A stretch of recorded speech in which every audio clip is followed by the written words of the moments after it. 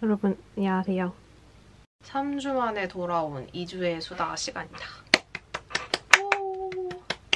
약속했던 것보다 한 주 늦었죠. 변명을 하자면 제가 10월 달에 올리려고 계획하고 있는 영상이 4개가 있는데 이걸 포함해서 근데 지금 2개를 동시에 찍고 있어요. 정신이 없더라고요. 그래서 이거를 한 주 미루게 됐는데 드디어 카메라를 켜고 네, 한번 얘기를 해볼까 해요. 2주의 수다 영상은 얼굴 안 보이고 하는 게 좀 더 제가 말하기가 편해가지고 그냥 이 정도로 스탠드 불만 켜놓은 상태거든요. 방 불은 꺼놓고. 그래서 이게 찍어보고 괜찮으면은 이걸 아예 컨셉으로 해가지고 하면 어떨까 네, 생각하고 있고요. 어쨌든 그냥 오늘은 편하게 의식의 흐름대로 말해보려고 합니다. 제가 요즘에 보고 있는 것들을 위주로 좀 얘기를 해보려고 하는데 책부터 먼저 얘기를 해보자면 짜자자자잔 네, 마거릿 애트우드의 시녀 이야기를 드디어 다 읽었습니다. 이게 제 챌린지 할 때 제가 그 서울 해방촌에 있는 고요서사에서 구매한 책이고요. 네, 굉장히 표지가 예쁘죠? 이렇게 각도를 돌리면 이렇게 반짝반짝 빛도 나요. 그래서 표지부터가 굉장히 매혹적인 그런 소설인데 처음에는 이 책을 읽기가 좀 꺼려졌어요. 왜냐면은 저는 디스토피아 장르를 그렇게 좋아하지 않아요. 왜 굳이 내가 사서 이 절망적인 세계관을 다루는 소설을 굳이 읽어야 되나. 지금 현실의 삶도 팍팍한데 내가 왜 굳이? 라는 생각이 들어서 저는 디스토피아 소설을 그렇게 흥미가 없었는데 이 되게 제목부터 시녀 이야기니까 얼마나 가부장적일까.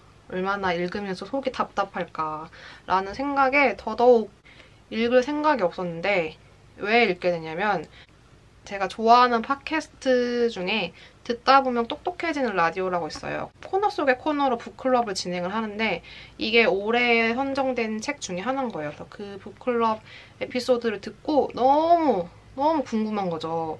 거기서 나누었던 이야기들이 너무 재밌어, 너무 흥미롭고 무섭기도 한데 너무 궁금하기도 해서 결국에 이렇게 구매를 해버렸습니다. 그래서 줄거리를 간단히 말씀을 드리자면 이제 전 세계적으로 되게 환경오염이 너무나 심해져서 인구수가 성장하기 굉장히 어려운 환경이 된 거예요. 그 여성들이 너무 환경오염의 영향을 너무 많이 받아서 더 이상 출산을 하기가 어려운 그런 몸이 된 거죠. 그래서 되게 출산을 할 수 있는 여성들은 점점 그 수가 줄었고 그런 상태에서 생겨난 국가가 길리어드라는 국가예요. 이게 배경이 미국 배경인 것 같은데 쿠데타를 일으켜서 이제 정권을 장악하고 갑자기 여성들의 경제권을 박탈하기 시작하는 거예요. 주인공인 오브 프레드가 원래는 직장을 가지고 자기가 스스로 경제활동을 하는 여성이었는데 갑자기 계좌가 동결되고 그 계좌에 있는 돈을 이체할 수가 없게 된 거죠. 그게 모든 여성들에게 갑자기 그런 일이 일어났고 계급이 나눠지기 시작해요. 여성들은 어떻게 계급이 나눠졌냐면 일단 아내라는 계급이 있고요. 이제 여성들 사이에서는 제일 높은 계급이에요. 길리어드 전체에서 제일 높은 계급이 사령관인데 사령관의 부인들이 네, 제일 높은 계급이 되는 거죠. 시녀, 네, 여기 주인공인 오브 프레드의 계급에 해당하는 시녀가 있고 시녀들은 출산을 담당하는 계급이에요. 출산을 할 수 있는 사람들을 모아서 이제 시녀라는 계급을 만든 건데 이제 어떤 교육기관, 좀 되게 강제적이고 좀 폭력적인 그런 교육기관에 가서 사령관을 위해 힘쓸 것을 충성하고 힘쓸 것을 이렇게 강요받는 그런 교육을 받게 되고 사령관의 집에 이제 한 명씩 호출이 되는 거죠. 그래서 거기서 이제 사령관의 자식을 생산하는 그런 출산의 기능을 하는 계급이 시녀들이에요. 그래서 굉장히 이것만 봐도 굉장히 피폐하고 끔찍하죠. 이 주인공인 오브 프레드는 바로 이 시녀입니다. 오브 프레드라는 제 이름이 당연히 본명이 아니에요. 이게 무슨 뜻이냐면 OF 프레드거든요. 그래서 프레드에라는 뜻이거든요. 그래서 주인공인 오브 프레드가 다른 사령관의 집에 재배치를 받으면은 이제 새로운 사람이 프레드의 집에 와서 그녀가 새로운 오브프레드가 되는 거죠. 그래서 오브프레드는 절대 이 주인공의 본명이 아니고 주인공의 본명이 끝까지 분명하게 밝혀지지 않아요. 멀쩡하게 경제 활동을 하다가 멀쩡하게 사회 일원으로 살아가다가 갑자기 길리어드라는 국가가 세워지고 갑자기 시녀라는 그런 끔찍한 계급으로 전락한 오브프레드의 기록이 바로 이 시녀 이야기입니다. 서술은 그 오브프레드의 1인칭 시점으로 이제 전개가 되고 있는데 어떤 컨셉이냐면 시녀들은 그 언어 사용을 금지당해요. 형식적인 말만을 사용을 허락하고 뭔가 글을 읽거나 혹은 그 허락되지 않은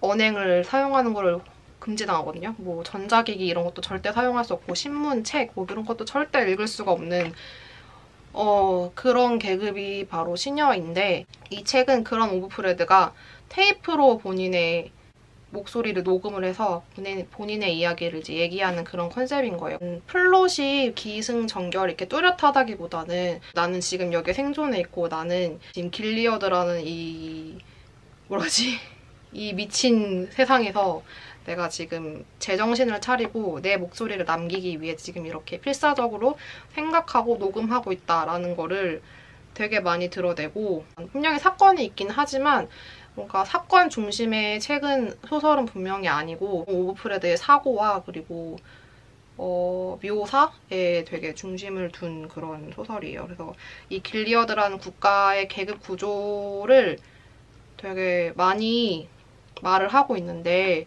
되게 섬뜩해요. 너무 되게 읽다 보면은 뭔가 공감이 가고 뭔가 이런 일들이 어딘가에 있을 법하고 특히 우리나라는 그 최근에 되게 정부에서 출산 지도라는 걸 만들어가지고 약간 가임기 여성들을 되게 출산 도구로 뭔가 생각하는 듯한 그런 사건도 있었기 때문에 한국 사회에서 살아가는 여성으로서 되게 인상적이고 뭔가 이 길리어드라는 국가의 구조가 굉장히 남의 일 같지 않더라고. 그래서 정말 무섭다, 되게 섬뜩하다 생각하면서 사건의 흐름이 뚜렷한 것도 아닌데 너무나 소설 내내 긴장감이 있어서 약간 그 사회 특유의 경직성이나 내가 여기서 조금만 잘못하면 죽는다라는 그런 뭔가 압박감? 그리고 나는 여기서 꼭 살아남아야겠다라는 그런 절박함? 그런 게 합쳐져서 끊임없이 긴장감을 주는 것 같아요. 흡입력이 엄청 강한 작품이거든요.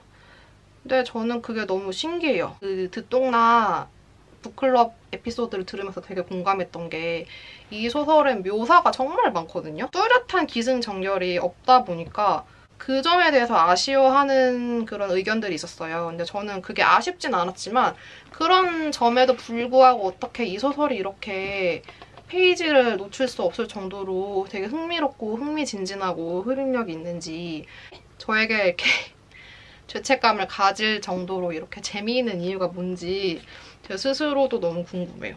재미있게 읽는 소설이고요. 조만간 이거 다시 한번 읽고 필사도 좀 해보고 싶고 최근에 읽은 책 중에 가장 재미있는 책이 아닌가 싶어요. 지금 꽤 두께가 있지만 정말 맘 잡고 읽으면 하루 만에 다 읽을 수 있는 그런 흡입력을 자랑하는 소설이니까 그렇게 좀 자기가 소설에 빨려들고 싶다 하시는 분들은 진짜 추천하는 소설입니다. 네. 이 소설을 읽으면서 느낀 게 여성이 자기 목소리를 내는 것에 어떤 중요성? 그런 거를 되게 많이 느꼈는데 마거릿 애트우드의 다른 작품인 그레이스를 보면서도 많이 느꼈던 거예요. 드라마로만 봤지만 그 그레이스랑 이 시녀 이야기에서 좀 공통적으로 그런 되게 여성이 자신의 목소리로 자기의 이야기를 스스로 구성해서 얘기하는 것에 대한 되게 중요성을 많이 느꼈어요. 작가가 그걸 되게 강조하고 싶구나? 이렇게 느꼈던 것 같아요.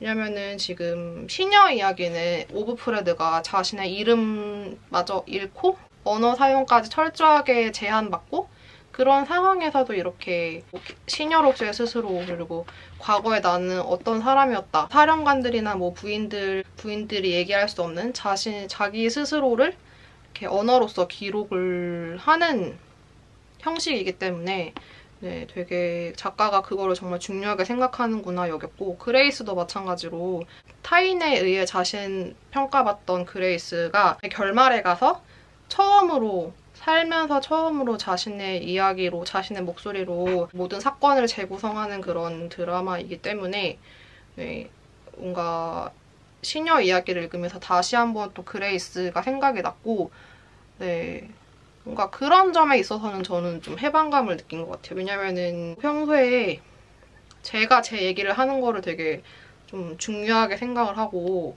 유튜브를 통해서 그런 갈망에 대한 해소를 어느 정도 하고 있기 때문에, 네, 그런 작가의 뭔가 주제의식이 저한테 생생하게 다가오는 것 같아요. 마거릿 애트우드의 시녀 이야기를 추천한다는 얘기였습니다, 여러분. 접근성이 좋은 그런 소재는 아니지만 읽으면은 정말 호로록 다 읽으실 거라고 생각을 해요. 내용도 참 뭔가 와닿은 면이 많았던 그런 책이기 때문에 한번 이렇게 리뷰 겸 추천을 해봅니다. 브루클린 나인나인 시즌4랑 그리고 김씨네 편의점을 봤어요.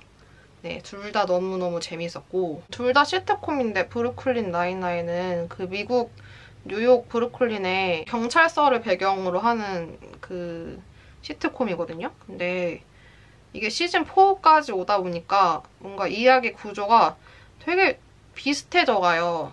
도식적이요, 되게.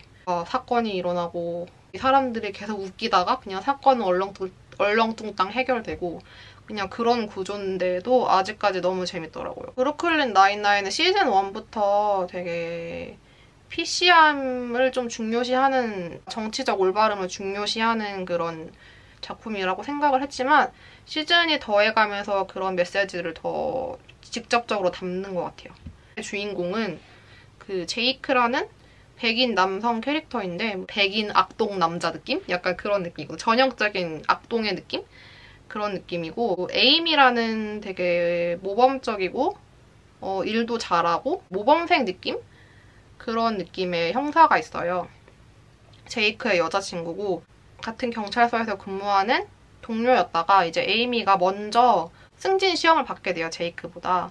근데 에이미가 그러는 거죠, 제이크한테. 나는 지금이 너무 좋아서 내가 너의 상사가 된다는 게 좀 불편하다? 좀 상사가 되는 게 조금 두렵다? 그런 식으로 막 얘기를 해요. 근데 제이크는 나는 언제나 네가 당연히 내 상사가 될 거라고 생각하고 있었다 라는 식으로 뭔가 에이미의 능력을 인정하고 되게 북돋아줘요. 그런 메시지가 직접적으로 드러나니까 저는 되게 인파워링 되고 되게 재밌더라고요.